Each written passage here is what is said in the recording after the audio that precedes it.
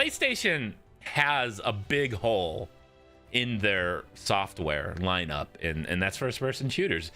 I've been saying they need to bring Resistance, they need to bring Killzone, they need to bring, not MAG. Before we begin, chat, I think we need to talk about the news of the day. That's right! Some epic news drops today. Shohei Ohtani is the MLB 22 cover athlete. Ladies and gentlemen, that is not the news, the top news of the day. That is news. I, of course, am talking about State of Play is coming Wednesday. This is not the top news of the day either, Brian, is it?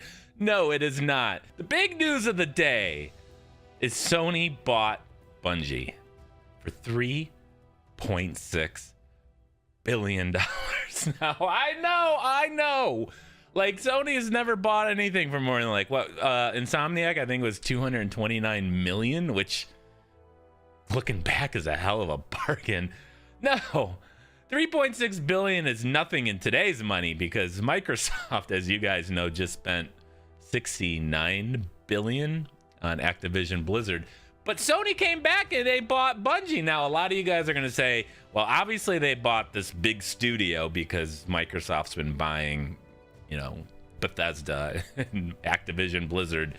No, I don't think that's a response to that necessarily. Definitely not the Activision news, because deals like this take a long time. You got to send your accountants and your lawyers, and you're going through them books. I mean, you're looking through them for months on end, most likely. So this isn't a response, but it is absolutely just earth-shattering news, because it's the most Sony's bought anything for. I think I can't remember, like, how much was Gaikai. I don't even remember how much that was, but I mean that's running their entire PlayStation Now infrastructure, or whatever Spartacus is going to be. But this is substantial news. Now let's first remember Bungie was bought by Microsoft in 2000. Was it 2000? I think it was 2000. They, of course, are well known for Halo. They created Halo. Of course, Bungie is best known today for Destiny, and of course, Destiny 2. That is the bread and butter. That is what Sony's buying. Bungie sold the rights to Halo. Yeah, they did, to Microsoft. But they did create it. But I want to read this article here on IGN's website. I feel like they just kind of got it all. It came from, I guess, GameIndustry.biz, but I clicked on that link and the webpage didn't load. Because I think it covers everything, and there's not really any questions left to answer. And so this will hopefully be kind of quick. And then we can get into some Uncharted. I'm excited. All right. So Sony Interactive Entertainment has announced that it will acquire Destiny developer Bungie for $3.6 billion. So GamesIndustry.biz reports that following the deal, Bungie will run as an independent subsidiary of SIE and will remain a multi-platform studio with the option to self-publish and reach players where they choose to play. So Sony's buying the studio.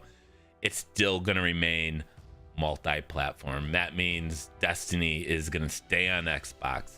Destiny 3, if there is one, will be on Xbox. Whatever's next in the Destiny IP will be on Xbox. It'll be on PC. If they can get it on Nintendo Switch, I imagine they'll do that. Google Stadia is still a thing. It's really awesome that they put this at the top of the article, because that's the most important thing. They're not going to take anything away from anyone, which is great news. Continuing on here, Bungie is best known as the creators of Halo. Think about this for a second here, chat. Sony owns the studio that created Halo. Microsoft owns Crash and IP developed by Naughty Dog. What world are we living in? Maybe we need to make a trade. So anyways, Bungie is best known as the creators of Halo, but since becoming an independent studio, have focused their efforts on Destiny, a live service first-person shooter RPG where players can explore the galaxy as Guardians of Light. We all know this already. The company is also working on a new IP, which interests me right there. We've had a strong partnership with Bungie since the inception of the Destiny franchise, and I couldn't be more thrilled to officially welcome the studio to the PlayStation family, says President and CEO of SIE, Jim Ryan. I think it's really important to know that Bungie and PlayStation have been working together for a long time. They do have a close working relationship, and I think that that relationship is what ultimately led Sony to make the decision to purchase the studio. They really do their homework with their studio purchases. Continuing on, in the official PlayStation blog post, Ryan begins by confirming Bungie's independence. Again, very important. I want to be very clear to the community that Bungie will remain as independent and multi-platform studio and publisher. Ryan also says that Bungie will sit alongside the PlayStation Studios organization where the two groups will collaborate. Like, this is the perfect time for Destiny 2 to have like a VR game now, right? I mean, they have all the support for VR they could possibly even need. All right, so it goes on. PlayStation Studios will also gain access to Bungie's proprietary tools, which can be used for PlayStation Studios teams, according to the blog. Yeah, you're buying the technology as well.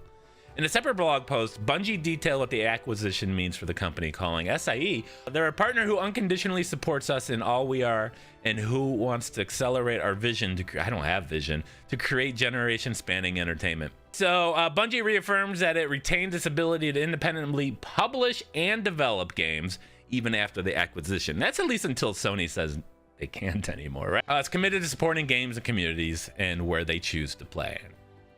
This is Sony's 6th acquisition since 2021. Though most of the studio acquisitions have been studios with long histories with PlayStation like Bluepoint and Housemarque, or support teams in specialized studios like Nixxes and Valkyrie Entertainment. Bungie's history is intertwined across PlayStation, Xbox, and PC, and the company hopes to remain multi-platform after the deal. Again, until Sony says they won't be. This deal will also be scrutinized with Xbox, which has recently been making major acquisitions, yeah, you think, across the industry while building up Xbox game studios. Xbox acquired ZeniMax Media, including Bethesda Games, bringing the Fallout and Elder Scrolls developer into the fold, and later it announced it will acquire Activision Blizzard. Of course, a deal that has not gone through yet. Important to note that this Bungie deal has not gone through yet as well. With Sony acquiring Bungie, this new age of studio acquisition only appears to be heating up. Yeah.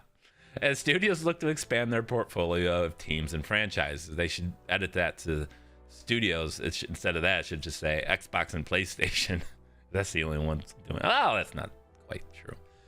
What do you guys think of this? What is chat saying in there? When is Ragnarok releasing? PlayStation has been in dire need of a first-person shooter, and they have one. PlayStation has a big hole in their software lineup, and that's first-person shooters. I've been saying they need to bring Resistance, they need to bring Killzone, they need to bring not MAG. Naughty Dog doesn't know how to make a shooter. Like, their shooting in their games are awful. Spider-Man has no shooting except for webs. Anyways, I think this is a really good purchase because it is filling that need, that hole in the PlayStation lineup. 720 million more $5 super chats, and I will buy my own game studio. I'm gonna approach this in a different way here, chat. You're not gonna hear this take anywhere today. So Destiny 2 has microtransactions. The primary vehicle for Destiny 2 is silver. It's the game's currency, functions the same way as Call of Duty points, V-Bucks, and Fortnite. So they are selling DLC silver.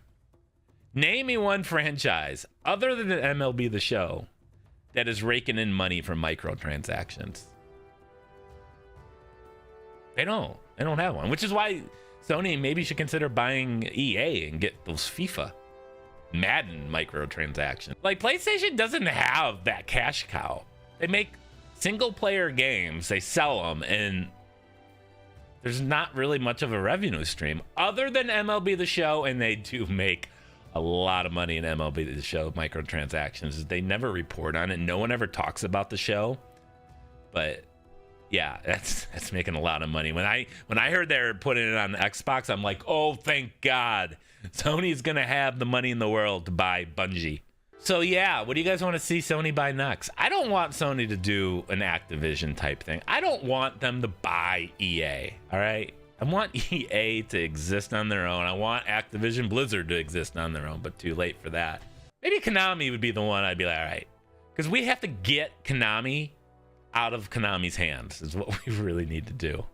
From Software would be excellent choice. That would be my platinum tier purchase right there. Now we have a multiplayer juggernaut joining the team. Like, what was PlayStation's biggest online game? Destruction All Stars.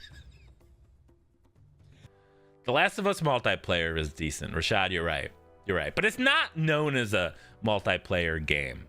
If Sony owned Ubisoft, just what they could do with those IPs, like a more linear, slightly less open world version of Ghost Recon, maybe a Far Cry with an actual better story, less emphasis on a million collectibles, something kind of like designed in a way of like Ghosts of Tsushima, for example. That open world didn't feel needy. So again, that's really the news. We're gonna hop into Uncharted here in a moment, but just as a quick reminder, State of Play is this Wednesday at 2 p.m. Pacific, so that is 4 p.m. my time. So we'll be 2 hours into my stream, so we'll just kind of cut into that and end on State of Play.